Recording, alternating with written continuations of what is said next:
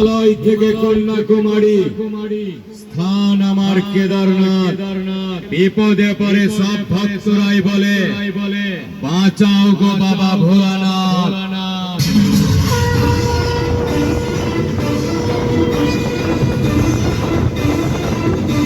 পূর্ব বর্ধমান জেলার ভাতার নিত্যানন্দপুরে সাউন্ডের মালিকের পক্ষ থেকে সকল আমন্ত্রিত অতিথি, এলাকাবাসী, আগত ভক্ত ও পূর্ণার্থীদের স্বাগত জানাই।